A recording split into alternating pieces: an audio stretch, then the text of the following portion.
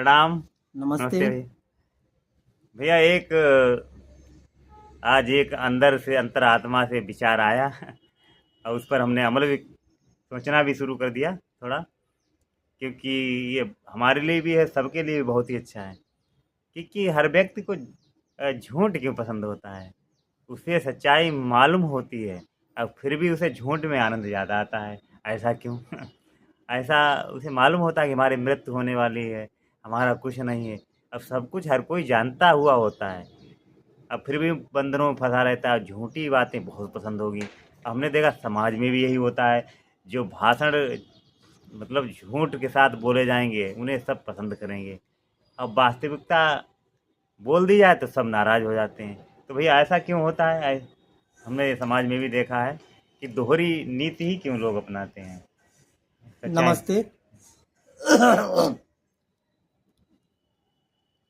सच्चाई और झूठ जिंदगी में दो चीजें होती हैं। अब ये तय कैसे करोगे क्या झूठ है क्या सच है?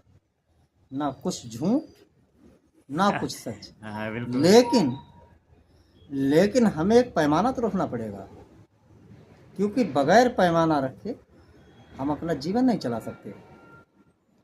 न जीवन सत्य है, न मृत्यु सत्य है, कुछ भी नहीं। शून्य सत्य है, और वो भी है या नहीं है, मेरे कहने मात्र से शून्य सत्य नहीं हो सकता है। अब हम असली जिंदगी पे आते हैं। झूठ क्यों पसंद है? देखिए, मृत्यु सत्य है ये सभी जानते हैं। हम सीधे सीधे अपने असली बात पे आते हैं, क्योंकि जीवन में झूठ के मकान पर ही पूरा जीवन खड़ा होता है। हाँ, पूरा ठीक है। जीवन कैसे? अब उस पर चर्चा करते हैं। बिल्कुल सत्य होती है मृत्यु, निश्चित। लेकिन अपने अनुभव से देखें, हम अपने अनुभव से देखें, सभी लोग अपने अनुभव से देखें कि ऐसा नहीं कि मृत्यु के बारे में नहीं जानता है कोई, नहीं, हर कोई जानता होता है। सब कोई जानता है। लेकिन लेकिन यहाँ पर यह है कि सिर्फ जान मतलब चर्चा करने से या भजन सुनने से या मृत्यु में किसी की शव यात्रा में या उसमें शामिल होने से हमने हमने हमारा जरा भी ध्यान गया हो, यही सबसे बड़ा झूठ होता है। बिल्कुल ध्यान नहीं जाता है। जैसे एक भजन है, बहुत पहले हम सुना करते थे। कई भजन है जो जीवन की सच्चाई उजागर करते हैं। जैसे उम्र तेरी धोखे में बीत गई, ना लियो राम को नाम। या हमारी मतलब अम्मा गाती थी, अब तो राम नाम की बिरिया हमने जान यूँ ना पाई। या फिर और राम है राम रसन लगी, रटन लागी रसना, रसना माने जी। तो उम्र तेरी धोखे में बीत गई, ना लियो राम को नाम। स्याही गई बचपन में तूने खेल गमाया, और जवानी में तू नींद भर सोया। इस तरीक़े से कुल मिला के ये है कि हम गीत तमाम जानते हैं, और हाँ, लेकिन गीत क्या जानते हैं। मृत्यु के बारे में अनुभव करते हैं? कभी नहीं। तोते की ये तरह रटी रहते ये हैं। गीत हो सकता है कि 25 साल वाला भी गा रहा हो, बड़ी सुमधुर, और कहता भी जा रहा होगा साथ साथ कि देखिए संसार में कुछ नहीं रखा है, ईश्वर का भजन कर लो। या कहीं किसी शव यात्रा में वो शामिल होगा तो कहेगा देखिए ये आज आए, हाँ, वही ये बात है। सब कुछ छूट गया, जा रहे हैं, क्या है, ना हमारा है ना तुम्हारा। लेकिन सब ये झूठ बातें होती हैं, सरासर झूठ होती हैं, क्योंकि मृत्यु से बिल्कुल भी वो अनजान होता है, या ऐसा कहें मृत्यु को वो टाल रहा होता है। जैसे ही टाल वो रहा होता वहां है। से हाँ, शव अपने आप यात्रा से कहीं न आता कहीं है तो सीधे अपने काम पे जाता है। जैसे दुःख आता है तो कहते हैं कि हम्म, ये जपने लगो, वो जपने लगो, मतलब लेकिन ये भय से। हमेशा नहीं होता है। 35 वर्ष का व्यक्ति, उससे आप जब चर्चा करें मृत्यु के बारे में, हो सकता है चर्चा कर ले, बड़ी ज्ञान ध्यान की बातें कर ले, ये कर ले वो कर ले, लेकिन वो बहुत दूर होता है। लेकिन जब वो 50 वर्ष से ऊपर होता है, अब 50 वर्ष कहेंगे हम, हाँ, नहीं 50 में भी कुछ लोग ठीक कहते हैं। 50 वर्ष से ऊपर होता है, तब उसे कुछ कुछ आहट होती है, आहट। लेकिन अब बैक होने का कोई मतलब नहीं होता है, आहट होती है।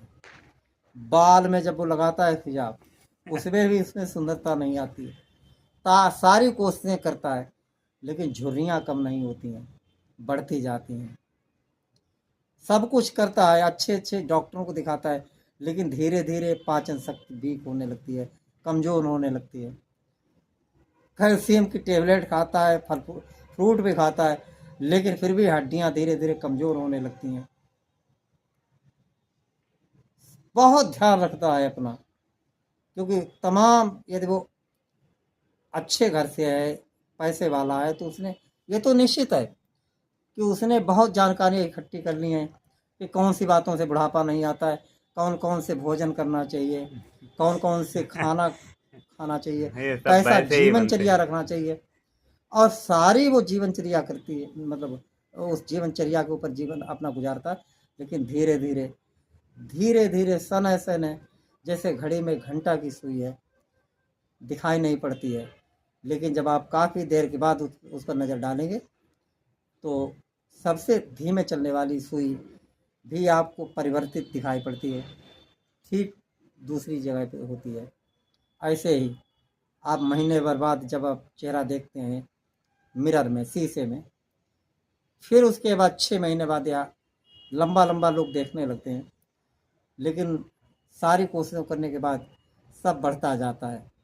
50 के बाद, पहले 60 के बाद होता था, लेकिन 50 के बाद एहसास होने लगता है कि अरे, झटका आता है, झटका आता है। ये वास्तविकता है, वास्तविक है। झूठ पे जीवन चलता है, क्योंकि प्रश्न यहाँ पे था कि आखिर व्यक्ति झूठ क्यों बोलता है, क्योंकि बचपन से झूठ पे चल रहा है। बच्चों, हाँ, सही भैया कह यहाँ रहे पर हैं। अनुभव से बता रहा हूँ, किसी भी 35 साल के व्यक्ति को, 30 वर्ष के व्यक्ति को आप जीवन की नश्वरता के बारे में कोई ज्ञान नहीं दे सकते, क्योंकि वो आनंद ले रहा होता है, वो मौत की तरफ विमुख होता है, मौत से विमुख होता है, मृत्यु से। और 50 जैसे ही पार होती है, तो उसे आहट होने लगती है, अब कोई बचाव नहीं है। हालांकि कुछ मूड पाए जाते हैं, माफ करना शब्दों के लिए, कुछ होते हैं वो 50 क्या 60 क्या, उनमें मोह खेदन चेत, चाहे गुरु मिले बिरंच सब, वो मृत्यु के बाद भी नहीं कुछ समझ पाते। खैर, हाँ, हम उनकी कुछ बात नहीं लोगों कर ने रहे। हमसे भी कहा है कि ये सब अभी करने की क्या जरूरत है। अभी तो हाँ, बहुत उम्र है, जब बुढ़ापा है तो कर लेना। कोई बुढ़ापा तब कुछ करने लायक बचते ही कहाँ है। बुढ़ापा कोई आएगा तीर्थ नहीं यात्रा आएगा। करने लायक नहीं बचता है, घर वाले लेके नहीं जाते हैं। 60 वर्ष की उम्र जैसे ही आपकी आगे बढ़ती है, तो कौन सा तीर्थ आप कर लेंगे। 70 साल के पार आप कौन से, क्योंकि सारे तीर्थ ऊंचे ऊंचाई पर होते हैं, कौन सी जगह पे आप चढ़ लेंगे। और सच्चाई ये है, तब तक सब फिर खत्म हो वहाँ जाता कोई है। तीर्थ में आपको आनंद भी नहीं आएगा, क्योंकि आपके पास दिमाग में सिर्फ और सिर्फ एक ही भय रहता है, वो है मृत्यु का भय। मृत्यु। आप कहीं भी जाइए, कहीं भी जाएं, जीवन की शाम धीरे धीरे बढ़ने लगती है, जैसे आज की तरह। जब हमने बोलना शुरू किया था, प्रकाश ज़्यादा था, शाम हो गई है, आपने देखा होगा कि प्रकाश धीरे धीरे जा रहा है, इसे कोई नहीं रोक सकता, कोई भी नहीं, कोई भी नहीं रहेगा, कोई नहीं रोक कुछ सकता भी है। कर लो। तो बुढ़ापे में यदि कोई कहता है कि हम तीर्थ कर लें, कहाँ जाओगे, घर वाले नहीं कहीं लेके जाएंगे, कि तुम्हारी हम वो नहीं जाएंगे लेके, गारंटी है ये। वो बूढ़ों को घर पे ही छोड़ देते। क्योंकि जब आपने उस जवानी में नहीं गए तो अब बच्चे भी जवान हो गए तो क्यों ले हाँ, जाएं। वो नहीं लेके जाएंगे। वो कहेंगे कि हम देखेंगे या तुम्हारी हम देखभाल करेंगे। 2 लोग पकड़ेंगे तुम्हें ले हाँ, वो अपने चढ़ने के लिए। सर्विस कर रहे होंगे, नौकरी कर और व्यवसाय वो कर भी रहे क्यों ले जाएं, क्योंकि तुम वहां देखोगे क्या, क्या देखोगे। देखने जब समय था देखने के लिए तब तुमने देखा ही कहाँ। तब क्या देखा। तब तो बिजनेस देखा, तब तो नौकरी देखी, क्योंकि नौकरी से इज्जत बनती है ना। कि देखिए आप एक रौब झाड़ते रहे कि मतलब हम भी कुछ हैं, कुछ होने की, कुछ होने का अहंकार, कुछ होने का अहंकार, पद का अहंकार, बिजनेस का अहंकार कि हम समाज में हैं। देखिए हमारी भी कोई प्रतिष्ठा है, काहे की प्रतिष्ठा। समत्व योग उचित, हाँ, दोनों तरफ कौन सी बैलेंस होना प्रतिष्ठा, चाहिए। कहाँ हो, कहीं तो नहीं हो। कभी सोच करके देखिए कि कहाँ हो, कहीं नहीं हो, इस संसार में हो ही नहीं, वो ही नहीं। हो ही नहीं। क्या भैया सोने का पलंग मिल जाए तो क्या नींद बेहतर हो सकती है। कुछ नहीं, कुछ नहीं, सोने के सोने का महल, सोने पलंग के लंका, नींद कुछ नहीं। क्या है क्योंकि ना। मृत्यु सत्य है, जीवन की शाम सत्य है। कितने भी धनाढ्य हो, रतन टाटा, एक सन 65 का फोटो देखिए, सिमी ग्रेवाल के साथ, हैंडसम, बिल्कुल हैंडसम। क्या उस समय कोई सोचता होगा कि आज के रतन टाटा जी, जो कि चलने में बहुत, एक व्यक्ति पकड़ते हैं तो बहुत ही धीरे धीरे 3 फुट की दूरी चलने के लिए काफ़ी समय लगता है। क्या उनसे ज़्यादा पैसा कोई इकट्ठा कर सकता है। सच्चाई। अटल बिहारी वाजपेयी जी, माननीय प्रधानमंत्री जी, और आखिर में पक्षाघात के शिकार हो गए।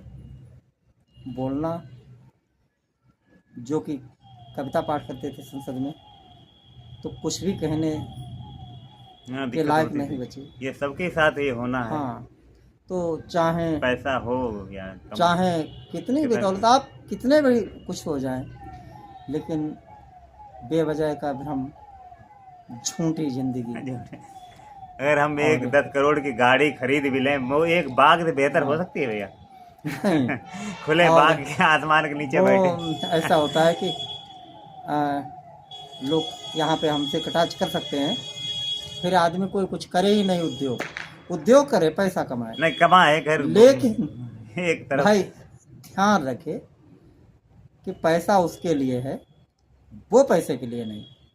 अब लोग पैसे के लिए अपना पूरा जीवन समर्पित कर देते हैं। हमारे लोग एक बहुत महल बनवा ले अपने, उसी में हाँ, भटक अपने गए। सगे संबंधियों से भी अपना वो मतलब किनारा कर लेते हैं, अपनी उस जन्मभूमि से किनारा कर लेते हैं जहाँ वो बड़े हुए, अपनी उस मातृभूमि से, अपने उस प्रकृति नेचर से जिससे वो प्रकट हुए।